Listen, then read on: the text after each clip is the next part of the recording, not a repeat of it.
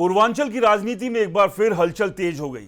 सत्ता के गलियारों से लेकर बाहुबलियों के पुराने गढ़ों तक ऐसी गतिविधियां दिखाई दे रही है जिन्होंने कई नए सवाल खड़े कर दिए। जौनपुर, भदोई, वाराणसी और प्रतापगढ़ के बीच चल रही राजनीतिक हलचलों को जोड़कर देखा जाए तो तस्वीर साधारण नहीं दिखती। इसलिए सबसे बड़ा सवाल यह है कि क्या पूर्वांचल में एक बार फिर वर्चस्व की नई लड़ाई शुरू हो चुकी?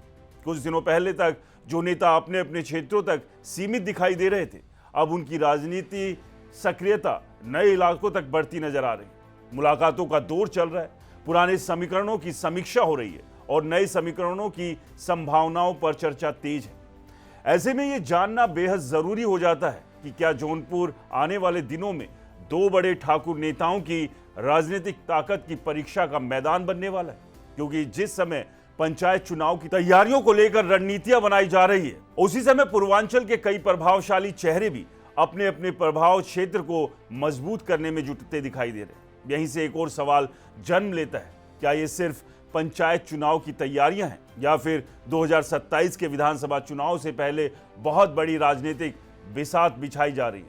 और इन सभी सवालों के बीच सबसे दिलचस्प बात यह है कि प्रतापगढ़ के कुंडा में हुई एक मुलाकात और अमित शाह की एक चिट्ठी ने पूरे घटनाक्रम को नई दिशा दे दी। अब सवाल यह है कि आखिर इस बदलते घटनाक्रम का सबसे ज्यादा असर किस पर पड़ सकता है और क्या यह पूरा मामला मुख्यमंत्री योगी आदित्यनाथ के लिए भी नई राजनीतिक चुनौती बन सकता है? कहानी की शुरुआत जौनपुर से होती है। जौनपुर में लंबे समय से धनंजय सिंह का प्रभाव माना जाता रहा है। जिला पंचायत से लेकर स्थानीय राजनीतिक समीकरणों तक उनकी मजबूत पकड़ की चर्चा होती रही है।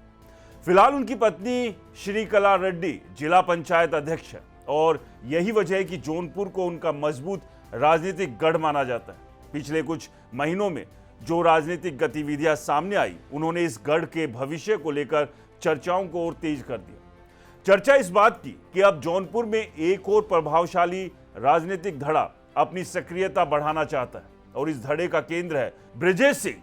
ब्रजेश सिंह का प्रभाव वाराणसी, चंदौली और आसपास के इलाकों में लंबे समय से माना जाता रहा, लेकिन अब उनके राजनीतिक दायरे के जौनपुर तक बढ़ने की चर्चाएं तेज हो गई।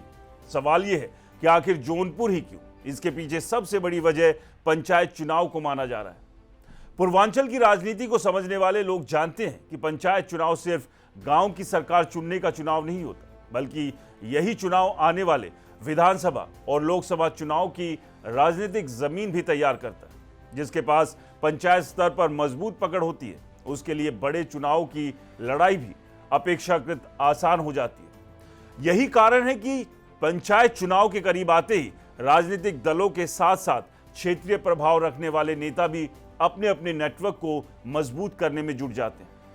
जौनपुर में भारतीय जनता पार्टी का प्रदर्शन पिछले कुछ चुनाव में उम्मीद के मुताबिक नहीं रहा।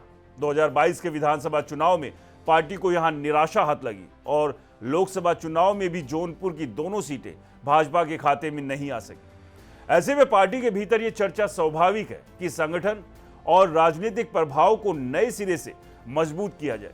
इसी संदर्भ में ब्रजेश सिंह के बढ़ते राजनीतिक महत्व की चर्चा भी सामने आती है। कुछ समय पहले केंद्रीय गृह मंत्री अमित शाह की ओर से आई एक चिट्ठी ने भी राजनीतिक गलियारों में कई तरह की चर्चाओं को जन्म दिया।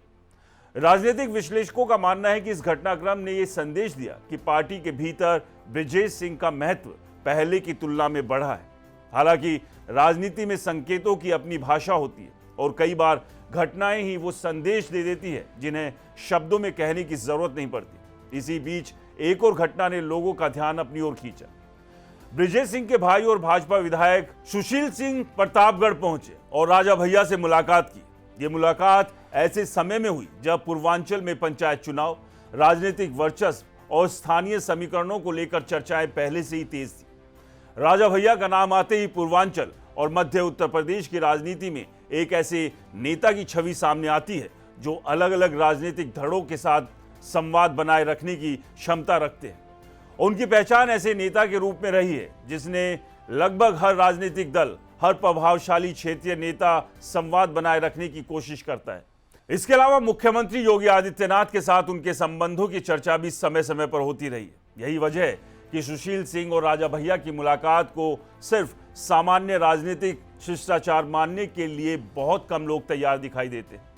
अब अगर पूरे घटनाक्रम को एक साथ जोड़कर देखा जाए तो तस्वीर और दिलचस्प हो जाती है। एक तरफ जौनपुर में धनंजय सिंह का स्थापित राजनीतिक प्रभाव है, दूसरी तरफ ब्रजेश सिंह का बढ़ता राजनीतिक दायरा दिखाई देता है, तीसरी तरफ राजा भैया जैसे नेता हैं जो कई बार अलग अलग राजनीतिक धड़ों के बीच संतुलन की भूमिका निभाते नजर आते हैं, और चौथी तरफ भारतीय जनता पार्टी है जिसे पूर्वांचल में अपने राजनीतिक प्रदर्शन को और मजबूत करने की भी जरूरत महसूस हो रही। यही कारण है कि जौनपुर की राजनीति अब सिर्फ जौनपुर की राजनीति नहीं रहेगी, इसके प्रभाव वाराणसी, चंदौली, भदोही और प्रतापगढ़ तक महसूस किए जा रहे हैं। भदोही का जिक्र इसलिए भी जरूरी है क्योंकि वहां का राजनीतिक समीकरण पिछले कुछ सालों में काफी बदला है। विजय मिश्रा के राजनीतिक प्रभाव के कमजोर पड़ने के बाद एक तरह का राजनीतिक खालीपन पैदा हुआ। इस खालीपन को भरने की कोशिश कई नेताओं ने की, लेकिन कोई भी उस प्रभाव को पूरी तरह अपने पक्ष में नहीं कर पाया।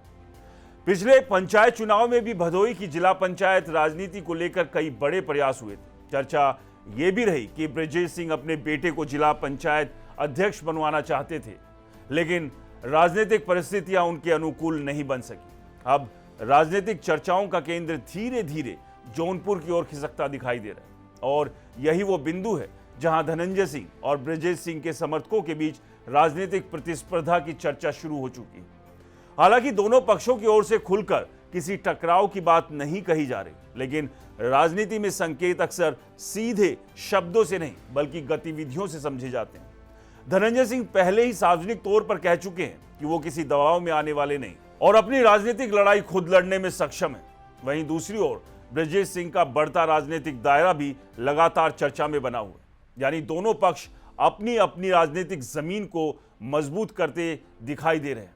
लेकिन इस पूरी कहानी का सबसे महत्वपूर्ण पहलू मुख्यमंत्री योगी आदित्यनाथ की राजनीति से जुड़ा हुआ है। योगी आदित्यनाथ ने अपने पूरे कार्यकाल में कानून व्यवस्था और अपराध के खिलाफ सख्त कार्रवाई को अपनी सबसे बड़ी राजनीतिक पहचान बनाया। उनका स्पष्ट संदेश रहा कि उत्तर प्रदेश में गैंगवार, आपराधिक वर्चस्व और हथियारों के दम पर राजनीति के लिए कोई जगह नहीं।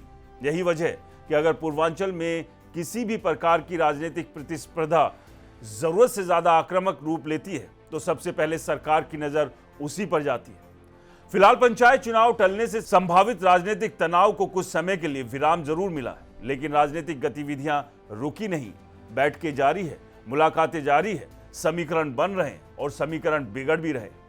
उधर अखिलेश यादव और समाजवादी पार्टी भी पूरे घटनाक्रम पर नजर बनाए हुए, क्योंकि पूर्वांचल की राजनीति में होने वाला हर बड़ा बदलाव आने वाले चुनावी समीकरणों को प्रभावित कर सकता है। भदोही में विजय मिश्रा के प्रभाव के कमजोर पड़ने के बाद पैदा हुआ राजनीतिक खालीपन वाराणसी से आगे बढ़कर जौनपुर में सक्रियता बढ़ाने की कोशिश करता ब्रजेश सिंह का राजनीतिक नेटवर्क, जौनपुर में अपनी स्थापित राजनीतिक स्थिति को बनाए रखने की कोशिश करते धनंजय सिंह, प्रतापगढ़ में राजा भैया के साथ हुई सुशील सिंह की मुलाकात और अमित शाह की चिट्ठी के बाद तेज हुई राजनीतिक अटकलें, इन सभी घटनाओं ने मिलकर पूर्वांचल की राजनीति को एक ऐसे मोड़ पर लाकर खड़ा कर दिया है जहां हर कदम के राजनीतिक मायने निकाले जा रहे हैं। अब देखना यह होगा कि ये पूरा घटनाक्रम सिर्फ राजनीतिक चर्चाओं तक सीमित रहता है या फिर आने वाली पंचायत और विधानसभा चुनाव से पहले पूर्वांचल में वर्चस्व की एक नई लड़ाई का आधार बन जाता है, क्योंकि राजनीति में कई बार सबसे बड़ी लड़ाइयां चुनाव के दिन नहीं लड़ी जाती, उनकी शुरुआत उससे बहुत पहले हो चुकी होती है। तो दोस्तों, एक तरफ धनंजय सिंह अपने गढ़ को मजबूत बनाने की कोशिश में है, दूसरी तरफ ब्रजेश सिंह का बढ़ता राजनीतिक दायरा नई चर्चाओं को जन्म दे रहा है, बीच में राजा भैया जैसे नेता है जिनकी हर मुलाकात, हर कदम के अपने राजनीतिक मायने निकाले जा रहे हैं। फिलहाल कोई खुला टकराव नहीं है, लेकिन राजनीतिक गलियारों में चल रही हलचल ये जरूर संकेत दे रही है कि आने वाले दिनों में पूर्वांचल की राजनीति और दिलचस्प होने वाली है। अब देखना यह होगा कि यह बढ़ती सक्रियता सिर्फ पंचायत चुनाव तक सीमित रहती है या फिर 2027 के विधानसभा चुनाव से पहले पूर्वांचल में ताकत, प्रभाव और वर्चस्व की ऐसी नई लड़ाई शुरू होती है जो पूरे उत्तर प्रदेश की राजनीति का रुख बदल दे। क्योंकि राजनीति में कई बार सबसे बड़ी लड़ाइयां मैदान में दिखाई देने से पहले दिमागों में लड़ी जाती है, और पूर्वांचल में शायद ऐसी ही एक लड़ाई की पटकथा लिखी जा चुकी है। बाकी आप क्या सोचते हैं, किस नजरिए से इसे देखते हैं, कमेंट कर जरूर अपनी राय रखें। नमस्कार।